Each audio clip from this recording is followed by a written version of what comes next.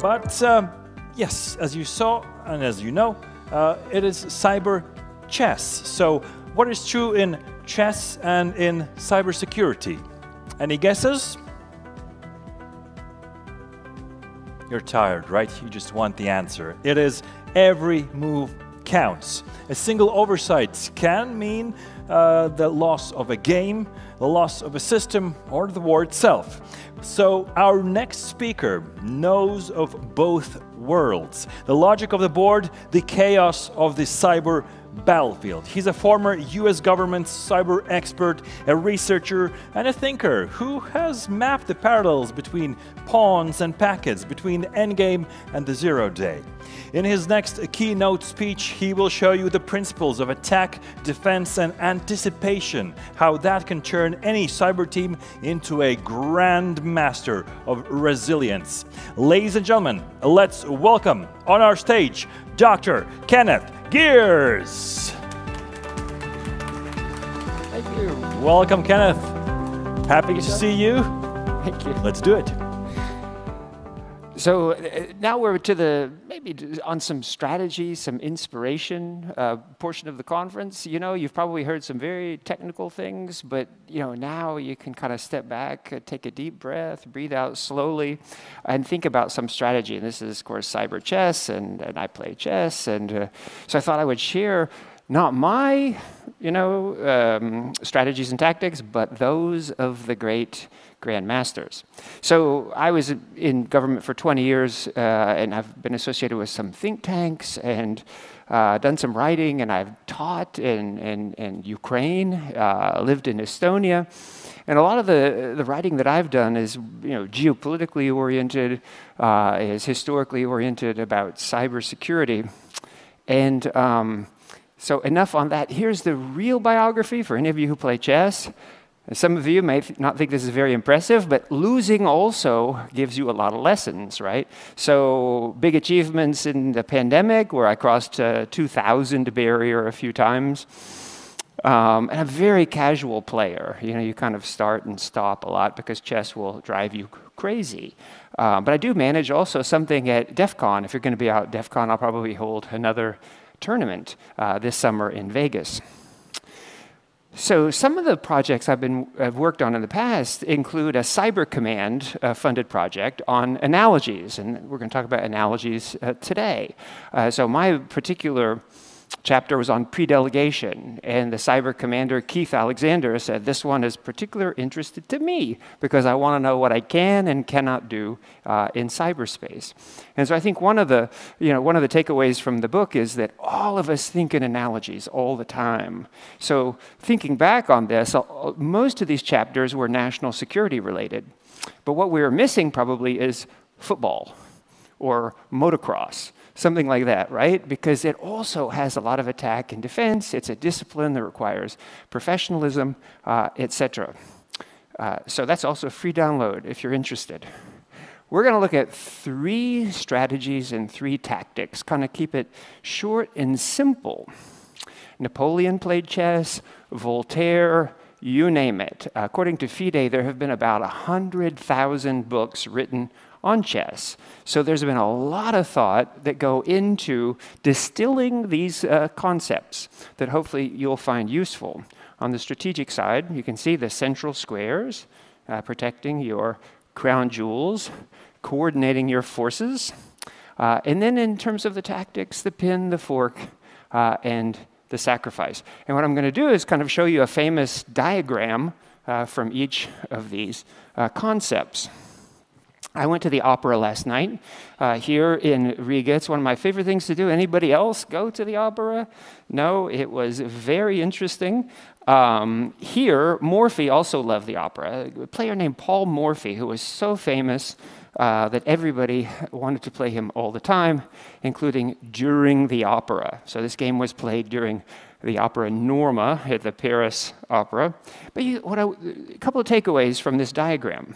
You can see the central squares opened up everything, right? So in here, you've got the most efficient use of power possible.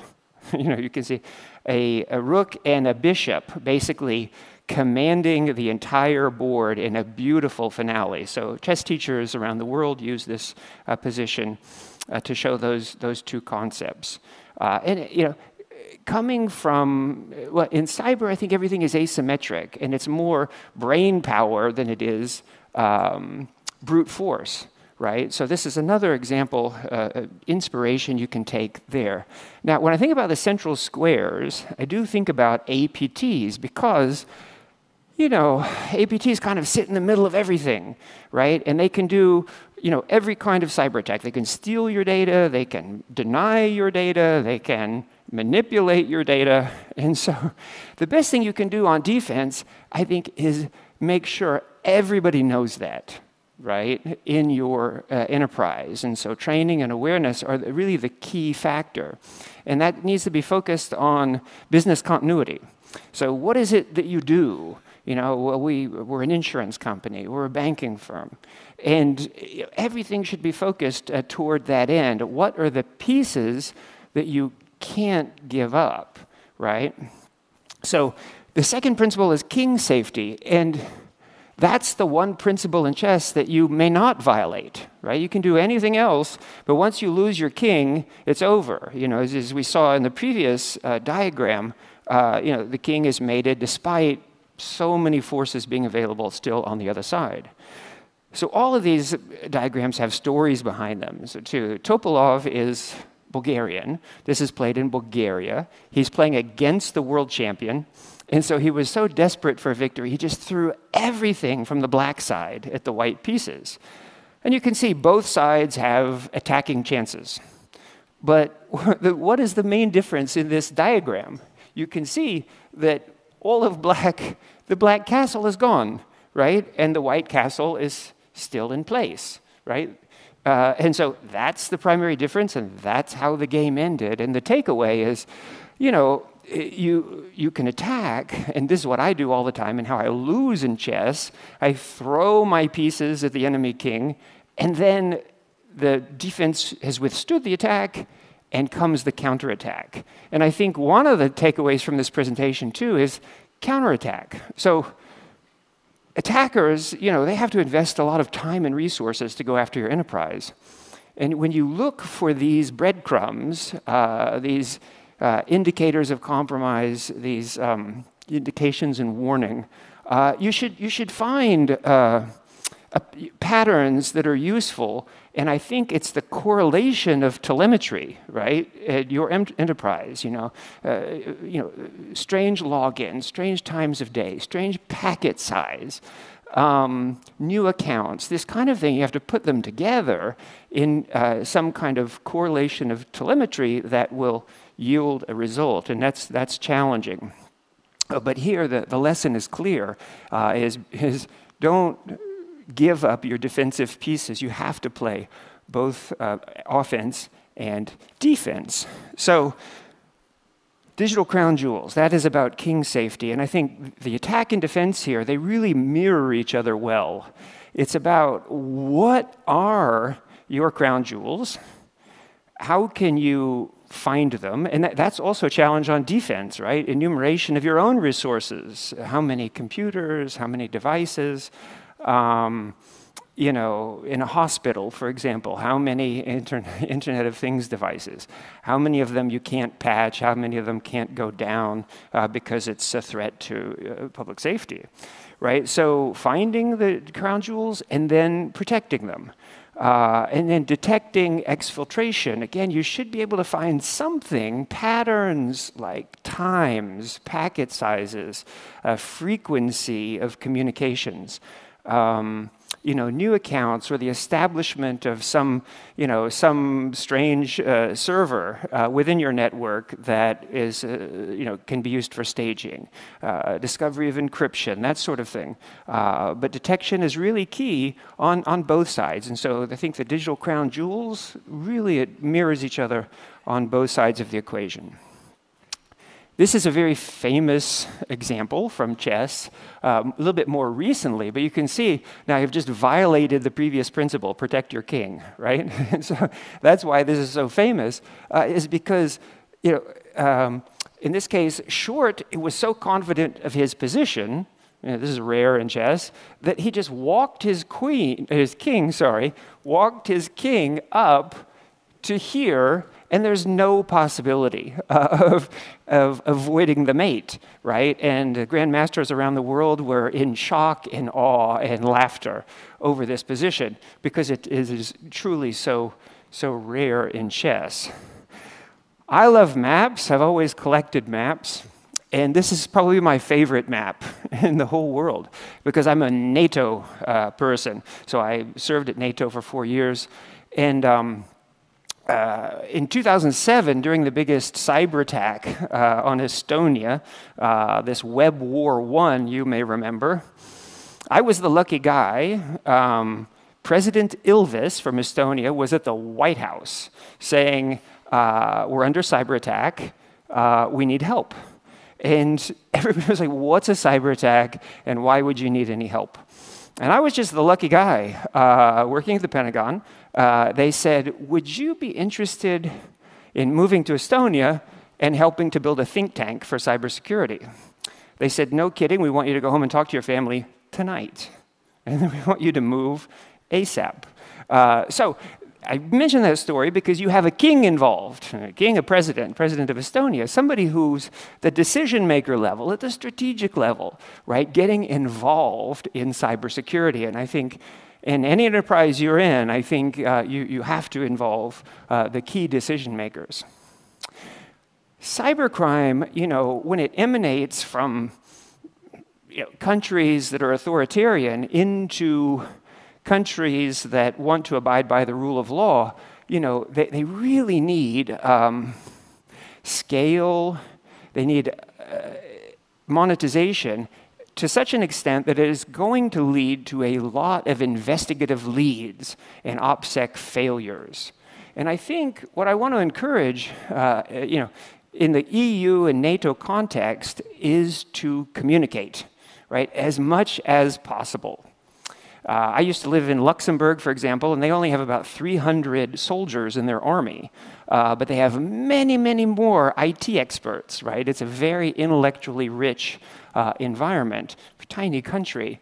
But you could absolutely call Luxembourg and ask for advice on cybersecurity to no end. Anyway, and mission before job as well. I think Article 5 is the ultimate example of all for one and one for all. And I think people need to get that. And I think culture is so important when it comes to cybersecurity because it's so hard to predict the next attack. There's so many variations on attack. And so sharing intelligence early and during investigations, and then exercises, like locked shields. A lot of you may have been involved in locked shields in Estonia, but I was there, in the 2007-8 timeframe when it was just kind of an idea over vodka in the sauna, but today it's the largest exercise in the world, international exercise. So this is also a very instructive position. So here you have Alexander versus Aaron, the world's greatest attacker versus the world's greatest defender. And Nimzovich actually has the most famous book in the history of books out of those 100,000 books. It's called My System, right? And so he's thinking, hey, I can play defense to win. And of course, against most players, that is true, except against the world champion, right? So in this case, if you notice on the black side, they have, at the end of the day, run out of moves. There are no more good moves left, right? For 0. And that position is called Zugzwang, right? When you get in a position that you can only lose. And this is the kind of thing that attackers would love to do to you. So I wrote a couple of papers after Russia invaded Ukraine in 2022. I also did a book for NATO before that on the same topic in 2015, though. And you can model this stuff, even at the nation-state level. When there's an election in a country, you'll see malware building up over the election, right? Or military tension. In the case of Russia's invasion in 2022, you could plot, 1,000 articles on a timeline, and you could see, 10 days before come the DDoS attacks, 2 days before come the wipers. On D-Day, there were the hardcore Facebook accounts that were manipulated so that intelligence officers would tell their subordinates to stay home for the day, or you're on vacation, that sort of thing. And so it's really important to think about modeling behavior. And so that gives you a predictive capability. Now, one of the things about chess is that there are 64 squares, and every analogy has its limitation. But in cyber, you can actually create magically more squares, right? And the way you do that is by backing up all of your data so that it's immutable and offline. Creating as many decoys as possible, and creating sort of, just like in old castles, a way to funnel the attacking forces into specific defensive areas, decoys. With AI, I think attackers are constantly going to ask the question, what have I missed? What can you find that I would never have thought of? And that's the way I think on defense, we should operate as well. And so the power of AI is hopefully going to help defense more than offense, but no guarantees, right? But one of the things, I think we're at the inflection point now where you got to be all in, at least to some degree, in the area of research. So the tactic of the fork, I think, is the most beautiful and perhaps famous in chess, right? And so here again, you have a famous defender and a famous attacker. And here's the famous a defender winning with the most beautiful attack possible. You can see, so these are two world champions in the 60s, and this is their first match in which Spassky was trying to take the title from Petrosian. Spassky was a good attacker, Petrosian good defender, but you can see here the final position is just so gorgeous, right? It really illustrates the power of the fork. So the queen was all the way down here at b2, and then there, up in the corner, the king must retake, right? The queen, there's no choice, followed by the fork of the knight taking the queen, and the game is over. So it's a beautiful position at the Union Hall in Moscow. This was played in 1966. Cyber, I think, is it is the ideal hybrid operation weapon, whether on its own or with other means. So nation states, they've also got HUMINT and SIGINT and other things that they can apply. But even if you just take cyber on its own, there are so many, the Smurf attack way back when, credential reuse, pass the hash, these sorts of things that if you get one, you might get many victims. Solar winds, for example, in the United States, right? So they hack solar winds, and all of a sudden, the White House is a solar winds customer, right? With ransomware victims, if they can't encrypt, they move on to extortion. More and more so. They'll just find whatever is lucrative. And so on the defensive side, I think one of the best ways to approach this problem is through policies that cover categories of attack or multiple categories of attack. So secure by design, for example, a really good example here is Apple's Secure Enclave. And so you put cryptographic keys in a place where even the OS can't reach them, right? And so that's the kind of thing. I remember at Komodo, we had a data scientist for this company years ago, and we were out at Black Hat, and we got really lucky because the way Komodo software works is if you don't have a good digital certificate, the software just won't run on a computer. And there was some senior CIA official who was in an interview about cybersecurity just before Black Hat in Vegas, and he said, Komodo is a pain in the ass, right? Because of that principle. And so, of course, we use that. We had that up on the screen in our booth the whole time. And so it was a principle, though, that covered a lot of different kinds of attacks. And so, as with zero trust, I think any barrel is going to have a few bad apples in it. And so you explain to your workforce that, hey, look, attackers are going to want to become me or you. And so the problem is living off the land is a real thing today, more so than ever. Less exploits and more normal usage on the network. And so we need a culture that recognizes, some kind of poison on the network and some kind of then antidote against it and regular play.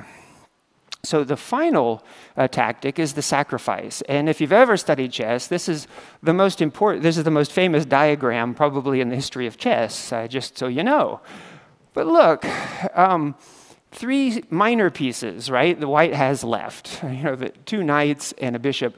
Black has all of black's pieces, right? So white sacrificed a bishop, then 2 rooks, and then a queen. Again, as with our first diagram, I think what this shows is that really clever attacks, and that's good for cybersecurity, right? You could think, well, I don't have the resources of a nation state, but I do have enough tools at my disposal, maybe even open source tools, in order to find bad guys, protect my crown jewels, orchestrate my forces, and to pin and fork the adversary. And so this diagram is super famous, and it's, again, a lot of these characters were born not so far from here. A lot of the diagrams we've looked at, if you put Latvia on a map and draw a circle, a lot of the players were born within that circle. So I play the King's Gambit. I also lose a lot with the King's Gambit. It's always fun to win because you sacrifice at the very beginning of the game. And I think sacrifice is something that both sides are going to do every day. And so as a defender, you want to find the sacrifices that must be made on the part of the attacker. A lot of that will have to do with infrastructure or accounts, new images that might be found on the network, things like that. They could be diversions, but in any case, they should lead to some level of exposure of intent. And I think, with cybersecurity, there is a strong connection to geopolitics too. So you have to read the newspaper to follow what's happening on the network, and it will really help actually guide your team to bring in as many current events as possible. But on defense, you have the option to create also those breadcrumbs. Things like honeypots and canaries, they give you the opportunity to gather more information. And so you want more of that so that the attacker may get intimidated and leave, may get more interested. However, it gives you more telemetry, and I think then the correlation of that telemetry, and also the discussion among team members about what this means, and it's okay to provide, resources in greater quantity and sophistication to your crown jewels, right, and to certain accounts and spaces. So Lasker was the longest world champion at the very beginning of the championship era, and has so much to say on chess. And I think this is my single favorite quote from chess history. But it's the hardest thing in chess is to win one game. And that's one of the maddening things about chess. Another sport I like is baseball. And the same is true there. Literally, you can play a perfect game, and then one pitch, at the end of the game, gets knocked out of the park and loses. And it is so frustrating and demoralizing. So cybersecurity, I think, can learn a lot from chess. But it's even worse. In chess, you have 64 squares. You can see your opponent, and the rules are clear, right? Hacking is all about cheating, right? And you don't see your opponent, and they have asymmetric resources against you. right? And so the threat is kind of hidden. You can't see it as you do a player across the board from you. However, I also think that should lead to some encouragement in that you can outthink or outmaneuver your opponent because they don't know what's in your mind, right? They're also sitting on the other side of the world, and they have their own limitations. And so what you want to do is think about adversary modeling, threat modeling, and then how you can counter it with superior strategy and tactics. You know, and essentially chess is finite, cybersecurity is infinite, but there's ever more to learn. And you know, in the age of AI and what's to come, biology being merged with IT, you know, none of us are going to be out of job anytime soon.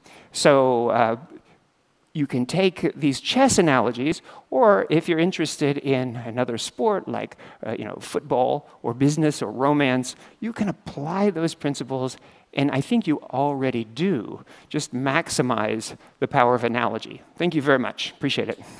Thank you, Kenneth. Thank you very much. Now I just have to figure out how to take those diagrams and put them in the love life context. But that's for a conversation after the event.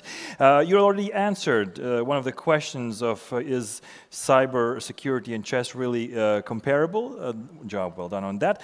How would you relate Mikhail Tal chess game style to cyber security?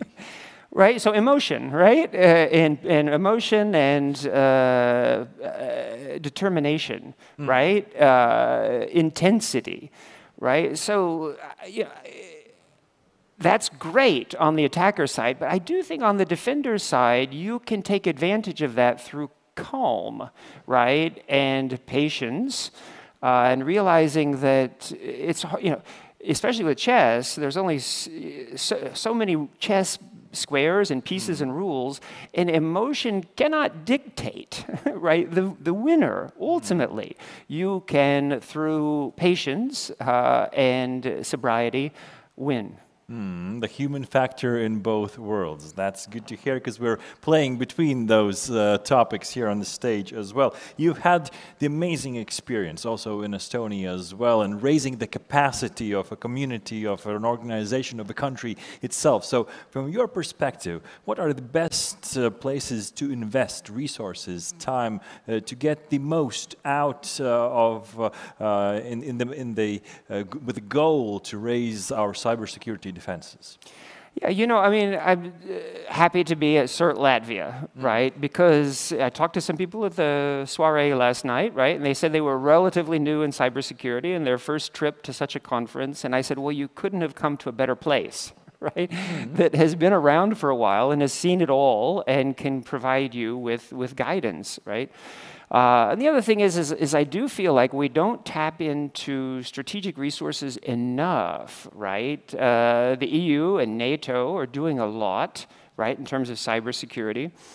And you know, pick up the phone. So that's what, in part, we learned at the Cyber Center in Estonia. I think it was the fastest growing COE, Center of Excellence in NATO, by far.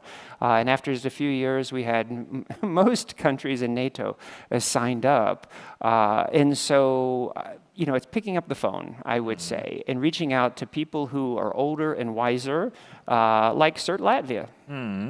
Exactly, exactly. And in Latvia, we don't even have to pick up the phone. Everyone is 3 handshakes away, even the president. So use that as well. Well, the next time you'll be playing against someone, you can put on these chess-themed socks as well. So a gift of gratitude from us. Thank you. Thank you. Ladies and gentlemen, Kenneth Geers. A round of applause. Thank you. For our chess master.